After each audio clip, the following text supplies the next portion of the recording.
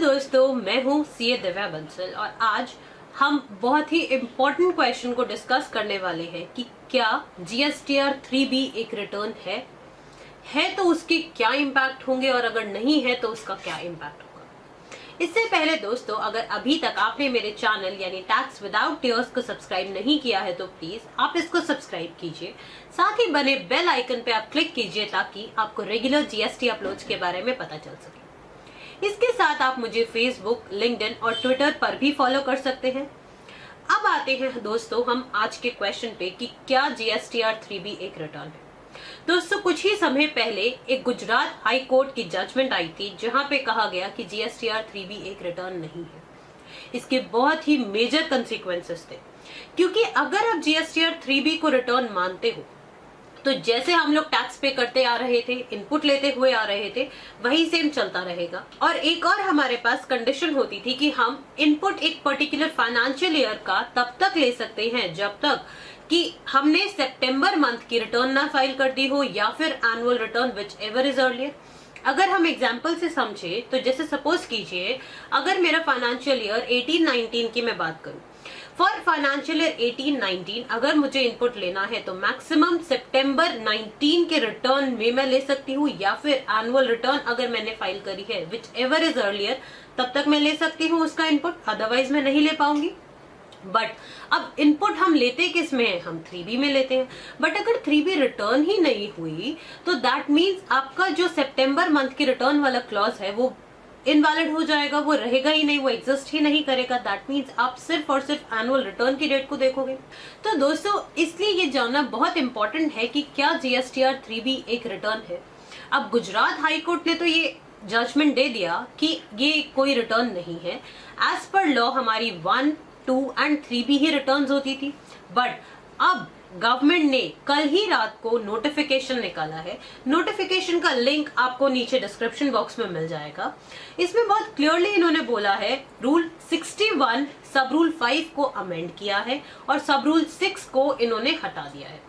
पहले देखते हैं कि रूल 61 क्या कहता है। दोस्तों, रूल 61 जो है वो बेसिकली डील करता है जो हमारी मंथली रिटर्न्स जानी है। ये बोलता है form and manner of submission of monthly return. इसमें वो बेसिकली जीएसटीआर 3 की बात कर रहा था। बट साथ ही में अगर आप देखेंगे तो सब रूल 5 जो है वो बेसिकली बता रहा था कि अगर जीएसटीआर 1 या 2 की डेडलाइन एक्सटेंड होती है तो in that case GSTR 3B आ जाएगा और 3B में आप पेमेंट एक्सेट्रा करेंगे। एंड सब रूल 6 आपको बोलता है कि आफ्टर 3B आपको 3B फाइल करना होगा। किस तरह से वो ऑटो पॉपुलेट होगा, इस तरह से बता रहा था वो। बट अब क्या चेंजेस आए हैं रूल में उसको देखते हैं। दोस्तों, पहले तो सब रूल 5 को इन्होंने सब्स्टिट्यूट किया, यानी जो एग्जिस्टिंग सब रूल 5 है उसको हटाकर उसकी जगह दूसरा सब रूल 5 ले आए हैं। वो कहता है where the time limit for furnishing the details in form 1 or GSTR 2 has been extended, then the return specified in subsection 1 of section 39 shall in such manner and subject to such condition as the commissioner may by notification specify be furnished in form GSTR 3B electronically through the common portal either directly or through a facilitation center notified by the commissioner.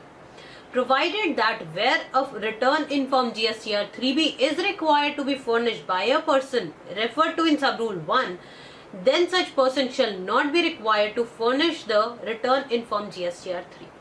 Meaning, अगर आपका GSTR 1 या 2 कोई भी extend हो रहा है तो आपको GSTR 3B भरना होगा, और अगर आपने GSTR 3B भर दिया तो आपको GSTR 3 भरने की कोई नीड नहीं है। और दोस्तों, अगर आप बहुत ध्यान से देखेंगे तो इन्होंने लिखा है it is with effect from 1 जुलाई 2017, यानी ये रेट्रोस्पेक्टिव इफेक्ट से है। दिस मीन्स जिस दिन से मेरा GST आया था तब से ही इन्होंने GSTR 3B को रिटर्न मान लिया है और अब जो गुजरात हाई कोर्ट की जजमेंट थी उसको एक तरह से ओवररूल कर दिया है।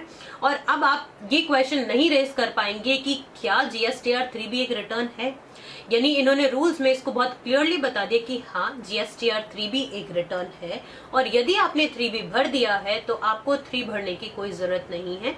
और ये एप्लीकेबल कब से कर दिया इन्होंने, 1 जुलाई 2017 से। इसके बाद इन्होंने लिखा है कि सब rule 6 shall be omitted with effect from 1 जुलाई 2017, यानी इस बात को और क्लियर कर दिया कि भाई अब अगर आपने 3B भर दी है तो आपको 3 भरने की कोई जरूरत नहीं है। That means 3B in itself is a return और आपको अपार्ट फ्रॉम दिस कोई GSTR 3 भरने की नीड नहीं है। तो दोस्तों जो कंसर्न उठी थी उस जजमेंट के बाद उस कंसर्न को क्लैरिफाई किया और बहुत सारी जो पेंडिंग लिटिगेशन थी उसको भी क्लियर किया। तो कहीं ना कहीं आप कह सकते हैं कि ये एक नोटिफिकेशन जो है बहुत ही अभी तक जो सिस्टम चलता हुआ आ रहा है उसके साथ लाइन में है।